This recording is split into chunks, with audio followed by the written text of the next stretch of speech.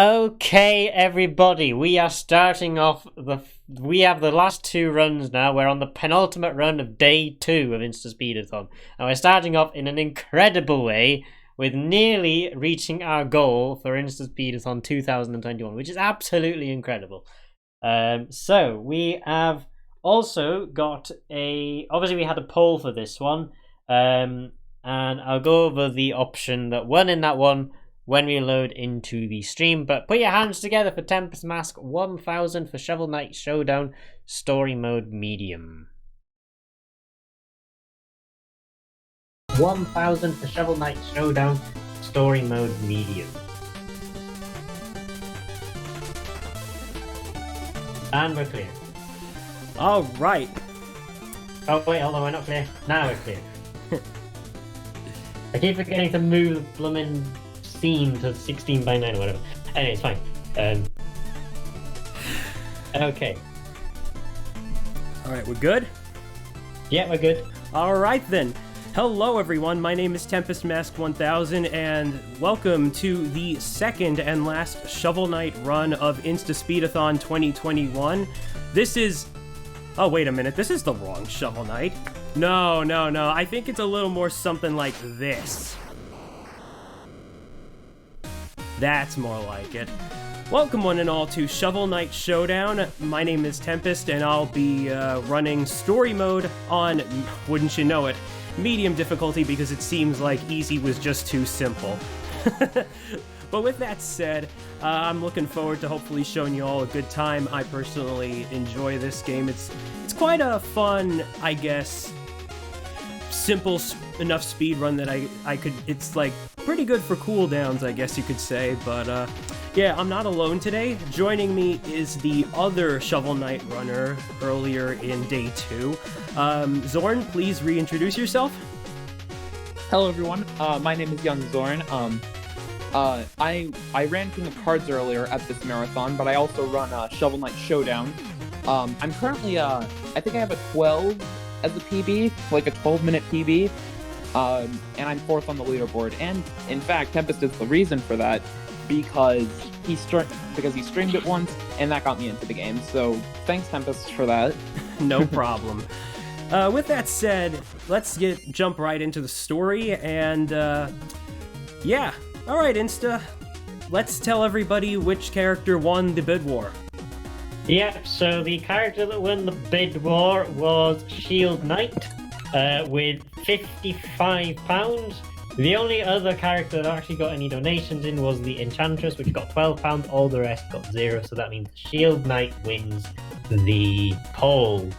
Rightio. That's kind of funny too, because when I checked earlier today, I was definitely aware of this, but I'm just surprised that suddenly changed. But hey, this is great, and we're almost close to our initial goal for the marathon, which is even more spectacular. So let's have a good time, and let's see, do I have a green skin? There we go. A little green for InstaSpeedathon, if you know what I mean. So with that, we're gonna jump right into it. Zorn, are you ready? I am ready. Alright, time will start when I've selected my difficulty. So we're gonna select medium and get things going in 5, 4, 3, 2, 1. Let's go. Go.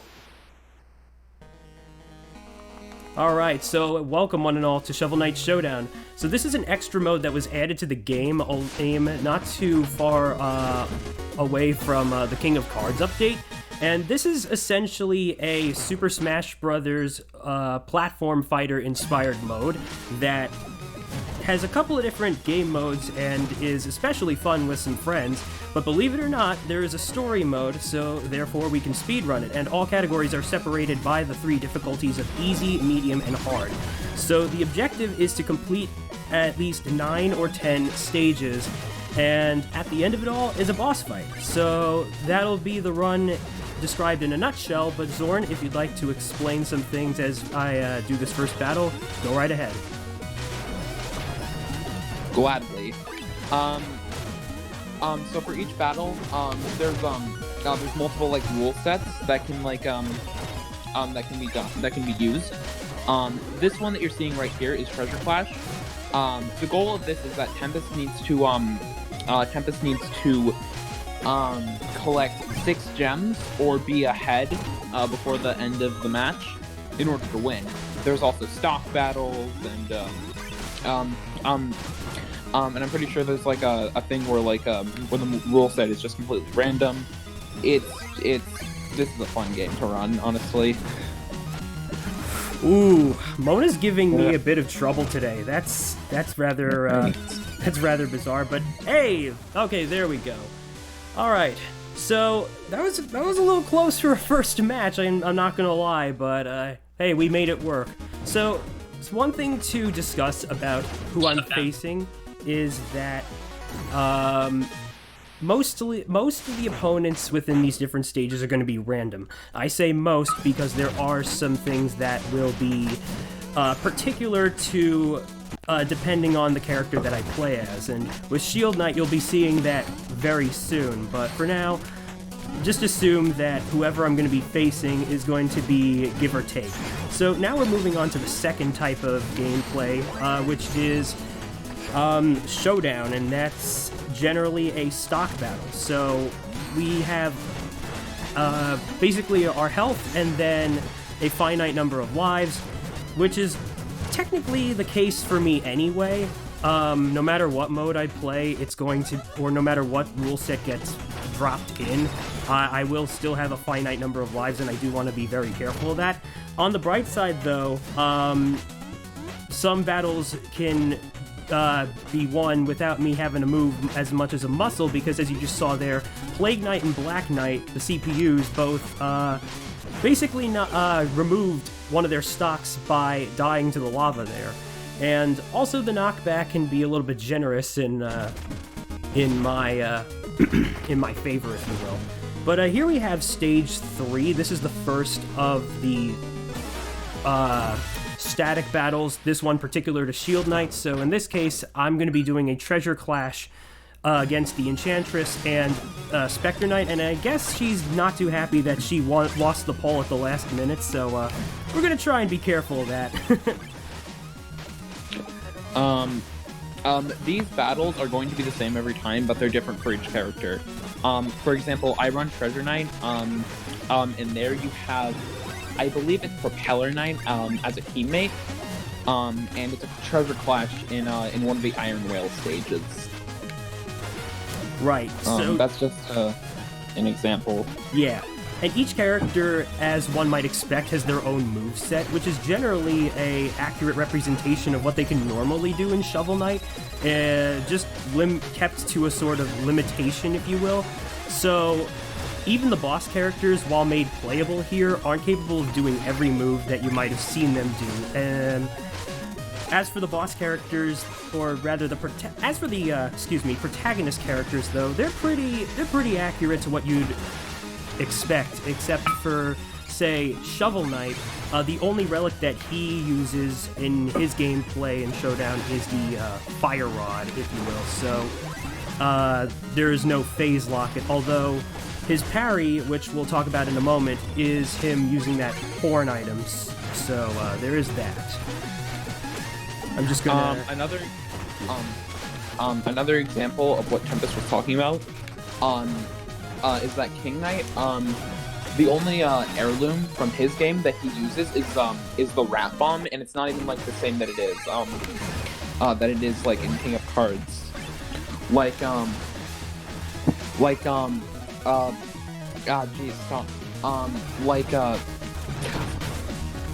one of Plague Knight's bomb power-ups that you can get, I think it's like the cluster explosion or something like that. Instead of that in Showdown, it's the regular bomb. All right, sorry for a bunch of stuttering there. It's all good. But yeah. So that was pretty close. As I mentioned before, I do have a finite amount of stocks, and because of that, they, despite it coming down to the wire there, where I could have won by the time running out or collecting those last 2 gems, which I did, there was a possibility that with the one piece of health I had left, the Enchantress or Spectre Knight could have possibly killed me, and that would have unfortunately been a bit of time loss, because then I would have had to repeat that fight and try again. Luckily, this game does have a continue system, but one thing to keep in mind, depending on your difficulty, is that your continue number changes depending on that difficulty. So, for instance... And you can't get any more continues. That's right. Oh, sorry. No, it's fine. You're absolutely right. You can't get any more than what you're given. Medium, for instance, gives me 5 in total, whereas I'm pretty sure in easy mode it's 9. Or 10. I'm pretty like sure that. it's 9, though. Well, yeah, more or less. Which, funny enough, is like the same amount of stages that you play in the general game anyway. So here we had, because I'm pretty sure, yeah, there we go. So what that was a special kind of treasure clash where there was the gems encased in glass, where I had to shatter it in order to be able to get the gem itself. And coming up next, we have Percy's Targets, which is basically a score attack, so to speak, with break the targets in mind. So, yeah, if you'd like to explain, Zorn? Okay. So basically, what Tempest has to do here, he has to get 25,000 points in order to progress. He has to do that within the time limit. He can get more time from the hay bales, and there's multiple types of targets. There are the rainbow targets, which can destroy all of the targets on screen at once. There is the Percy targets. There's rainbow target right there. They basically are just like a big target that have Percy on them. If you destroy it, then Percy, then you get a bunch of points, and a lot of and a huge score multiplication. That's right. And as you can see right there, the multiplier builds the more I do things, which right now is 2.0. And the idea is that I want to get to those points before time runs out. But yeah, as Zorn mentioned, I am building up time the more streaks of targets that I get. But also the Percy target and the time target, which one just spawned but was pretty quick, so there wouldn't have been much time to get it anyway. And then here we have what is probably my least favorite of the targets, the green slime ones. Zorn, if you could explain that? Essentially, what the green slime targets do is they will knock you back when you destroy them. Kind of like the slime blocks in Spectre of Torment, or King of Cards if you played that. If you played either of those games. Right. So, the funny thing about targets here is that this is actually the only other, ooh. Oh no, that's bad. Ooh, no. You can do it, Tempest. Okay, whew. Just gotta... Okay. Whew. A little bit safe, but a little too close for comfort there. Yeah, I almost ran out of time. You can die by falling off the platform. What that essentially does is you lose 10 seconds every time it happens. And I don't think I'm gonna make it, unfortunately. No. All right. Well, we're gonna make do with this. It's all right. This is just the first time this has happened in the run. No big deal.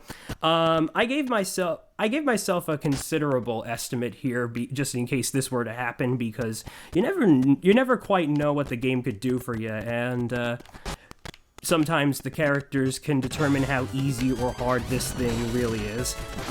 When you look at the leaderboards, even though you're not limited to particular characters, it becomes clear that people might prefer certain characters for particular reasons, such as Treasure Knight, for instance, all for one strategy or another that makes them just that convenient and fast to play for them.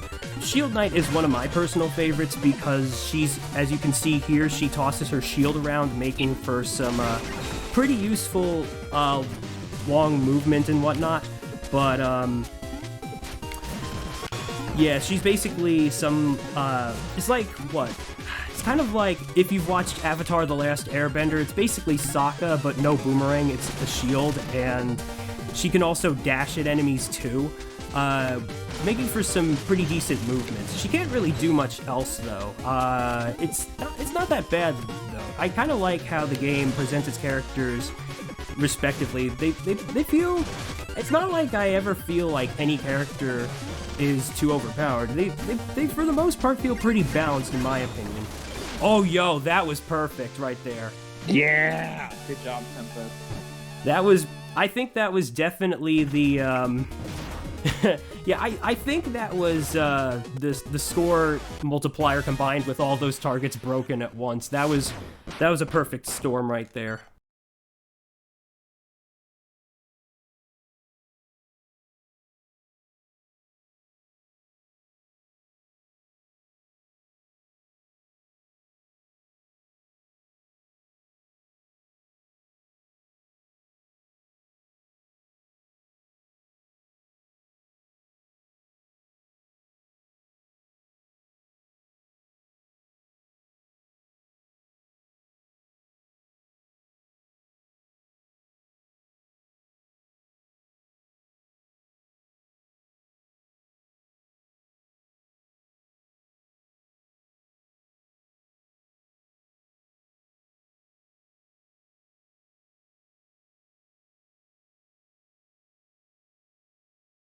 Last part of Stop for just a moment. We've had an issue on the stream. It's kind of gone off for some reason. Hold on a moment.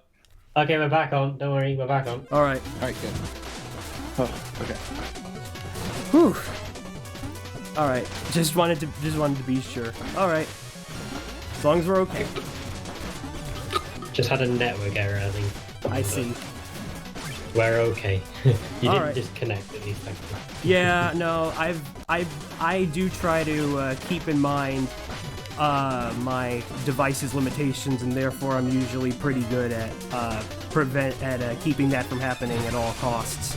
So yeah, thankfully that wasn't the case. But yeah, no worries. As we were saying though, yeah, the second to last of battles within the map is usually one of the more chaotic ones for one reason or another, such as the giant format, which Zorn mentioned, and then there's also this format where you could potentially where everybody turns into fairies through the entire fight, which gives them I've had one before. Yeah. I've had that before on one of my attempts. That killed the run, actually. Oh, dang. Yeah. Alright. Well, Tempest got a time up right there, because he had the most gems, and the match ran out, or the match time ran out. He won that.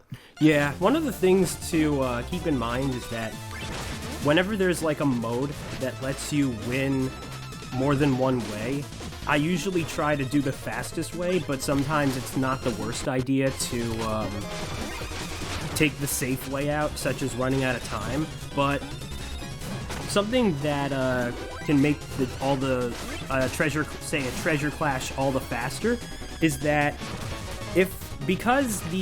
whenever the game recognizes that someone is at match point and it's a treasure clash, the last gem is going to spawn much slower than the others. So what I might do is I might defeat an opponent that already has a gem, because this lets me get it much faster than, say, the spawn run. So yeah, that optimization already exists. Huh, good to know. Yeah, it's pretty. It's not the most it's not the most consistent of things to happen, because AI can be a notable variant or whatnot. But yeah, no, it's definitely there, and I just think it's pretty neat, you know? But yeah, so that takes care of that. We've got 2 more fights, and let's see which, alright.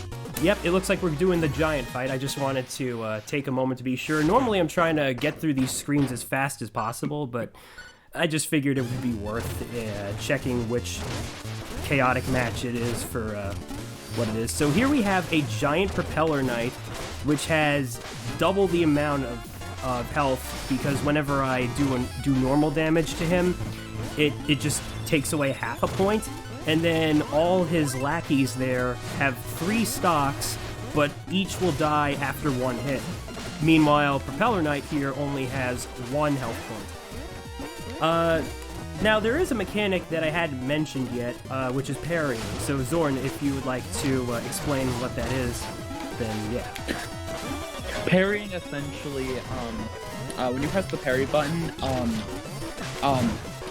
your character will flash white for a little bit, and if they get hit during that, they will parry the opponent. It doesn't do any damage, but it does do knockback, so that could potentially give you a little bit of breathing room there. Yeah. If you do actually parry successfully. Yeah, pretty much. Alright, just gotta take these guys down, and we are up. Propeller Knight, come on!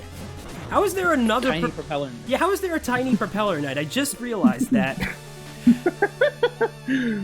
Showdown RNG is weird. Yeah.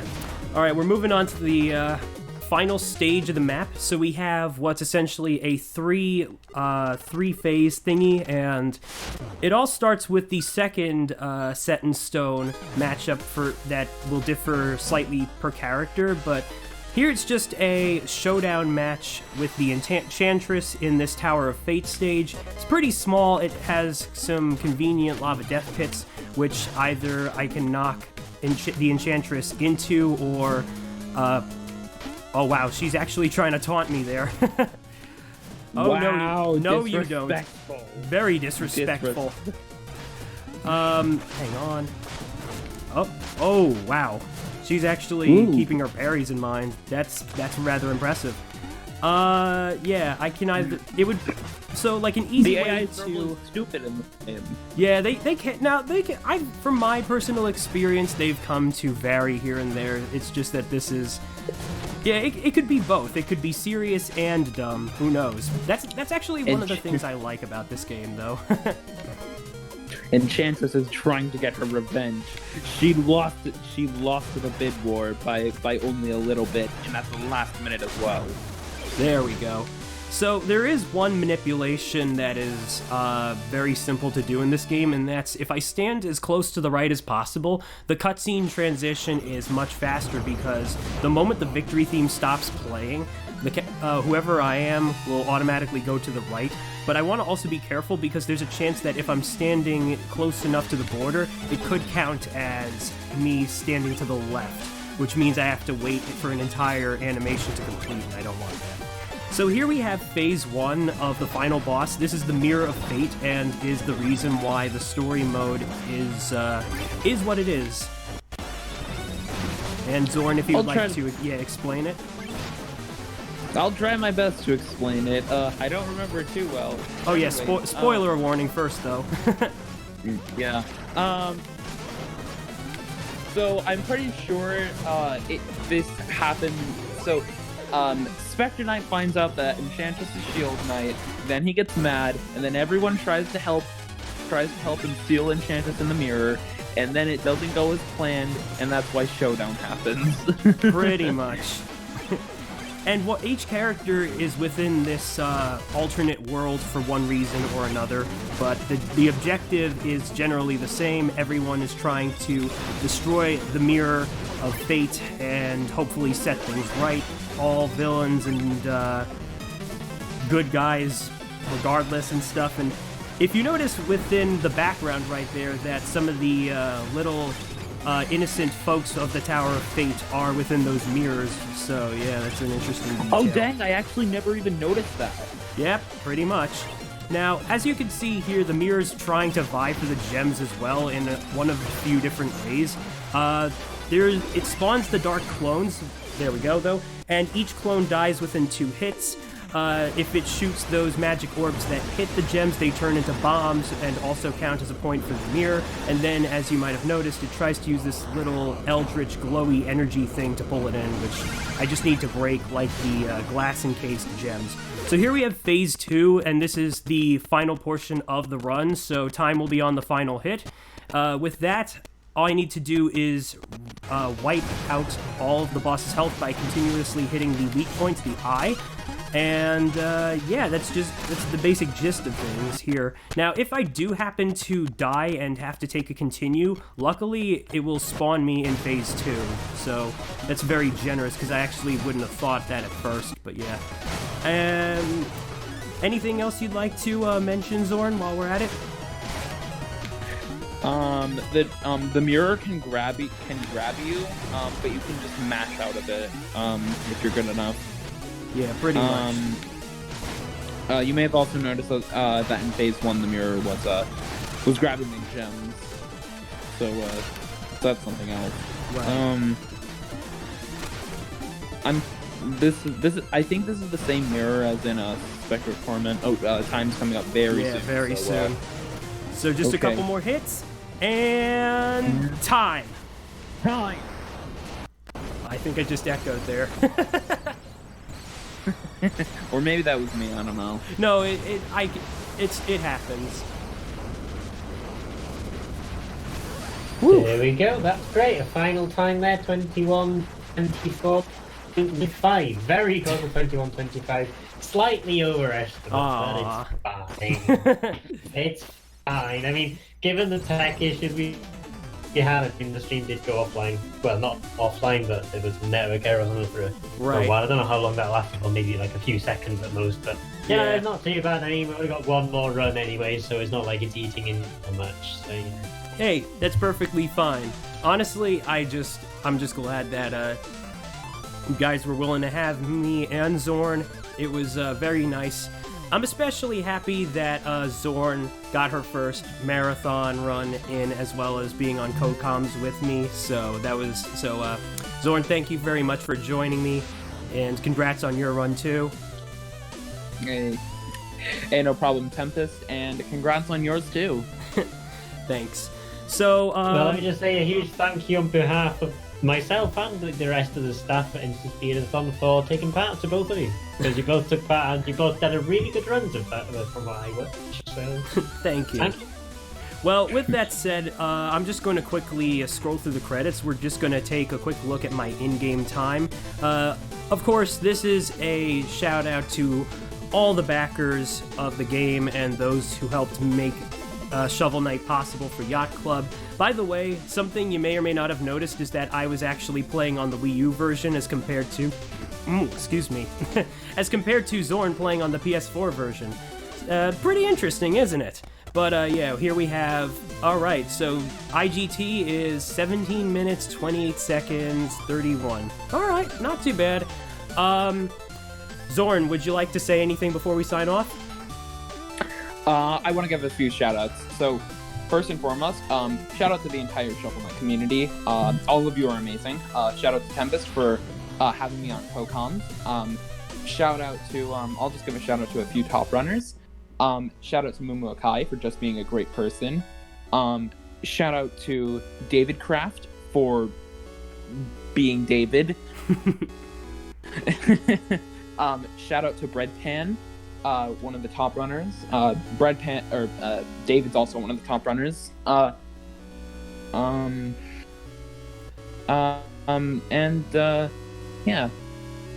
Again, shout out to the whole Shovel Knight community. All of you are amazing. There is a Discord that you guys can join if anybody wants to run any of the variants of Shovel Knight, be it Shovel of Hope, Spectre of Torment, Plague of Shadows, or King of Cards, even Showdown, I'm sure. So I'll be sure to share the link to the Discord within the InstaSpeedathon Discord.